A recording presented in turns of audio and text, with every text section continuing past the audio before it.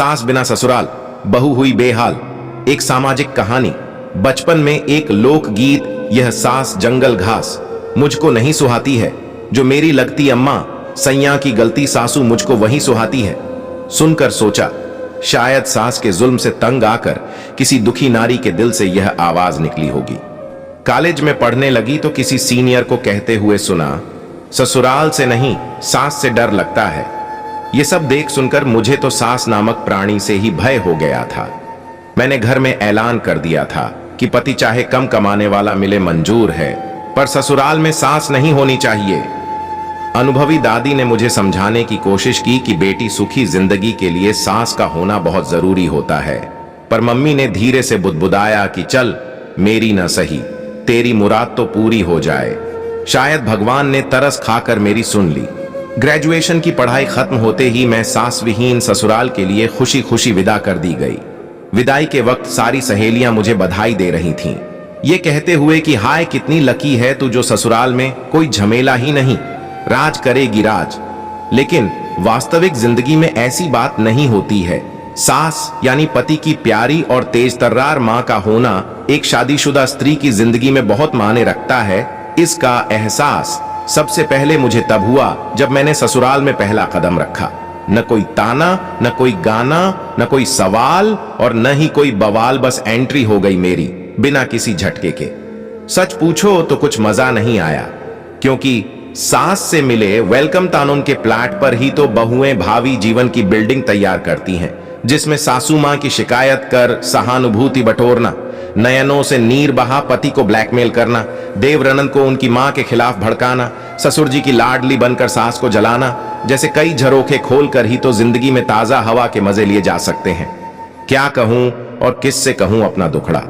अगले दिन से ही पूरा घर संभालने की जिम्मेदारी अपने आप मेरे गले पड़ गई। ससुर जी ने चुपचाप चाबियों का गुच्छा थमा दिया मुझे। सखियो, वही चाबियों का गुच्छा जिसे पाने के लिए टीवी सीरियल्स में बहुओं को न जाने कितने पापड़ बेलने पड़ते हैं। कहते हैं ना कि मुफ्त में मिली चीज की कोई कद्र नहीं होती। बिल्कुल ठीक बात है। मेरे लिए भी उस गुच्छे को कमर में लटकाकर इतराने का कोई क्रेज नहीं रहा।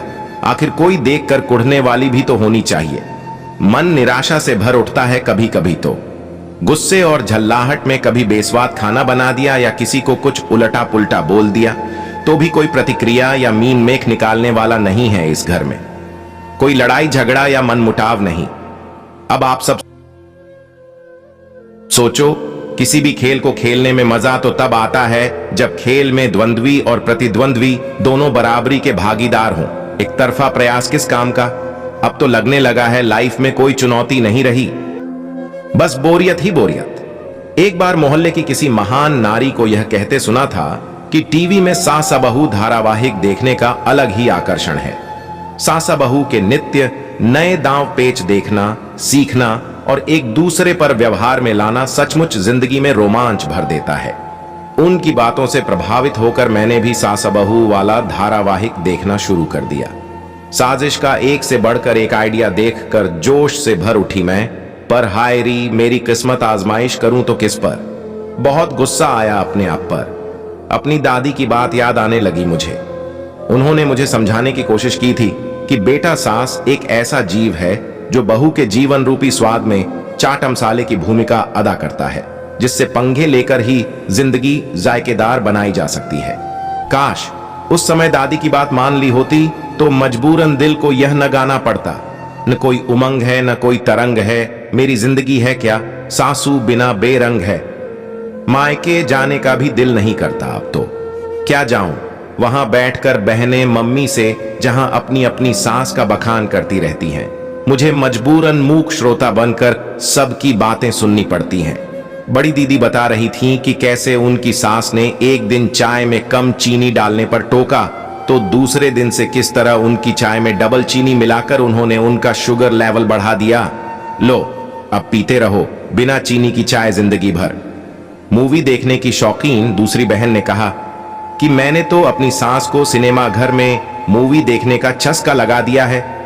ससुर जी तो जाते नहीं हैं, तो एहसान जताते हुए मुझे ही उनके साथ जाना पड़ता है मूवी देखने। फिर बदले में उस दिन रात को खाना सासू अम्मा ही बनाती सबके लिए, तथा ससुर जी बच्चों का होमवर्क करवाते हैं। यह सब सुनकर मन में एक टीस सी उठती कि काश ऐसा सुनहरा मौका मुझे भी मिला होता। अब कल की ही बात है, मैं किट्टी पार्टी में गई थी। सारी सहेलियां गपशप में व्यस्त थीं। बात फिल्म, फैशन, स्टाइल से शुरू होकर अंततः पति, बच्चों और सास पर आ टिकी। 4 वर्षीय बेटे की मां मीनल ने कहा, भाई मैंने तो मम्मी जी सास से एक्स चेंज कर लिया है बेटों का, अब उनके बेटे को मैं संभालती हूं और मेरे बेटे को मम्मी जी। सुनकर कूद गई मैं। सुमिता ने मेरी तरफ तिरछी नजर से देखते हुए मुझे सुनाते हुए कहा, सुबह पति और ससुर जी के सामने मैं अपनी सास को अदरक और दूध वाली अच्छी चाय बनाकर दे देती हूँ। फिर उनके ऑफिस जाने के बाद से घर के कई छिटपुट कार्य जैसे सब्जी काटना, आटा गूंदना, चटनी बनाना, बच्चों को संभालने में दिन भर इतना व्यस्त रखती हूँ कि उन्हें फुर्सत ही नहीं मिलती कि मुझ में कमी निकाल सकें। शाम को फिर सबके साथ गरम गरम चाय और नमकीन पेश कर देती हूँ। बस दे बहू की सास होती है। बात समझ में आ गई मुझे कि सास बहू दोनों का चोली दामन का साथ होता है। दोनों एक दूसरे के बिना अधूरी और अपूर्ण हैं। कभी कभी दिल मचलता है कि काश मेरे पास भी एक तेज तर्रार, दबंग और भड़कीली सी सास होती। पर ससुर जी की अवस्था देखकर यह कहने में संकोच हो रहा है कि पापा एक बार फिर घोड़ी पर चढ़ने की हिम्मत क्यों नहीं करते आप। नई लड़कियों और अविवाहित सखियों, मेरा विचार बदल चुका है। अब दिल की जगह दिमाग से सोचने लगी हूं मैं कि पति चाहे कम कमाने वाला हो, पर ससुराल में एक अदद सास जरूर होनी चाहिए। जय सासू मां की।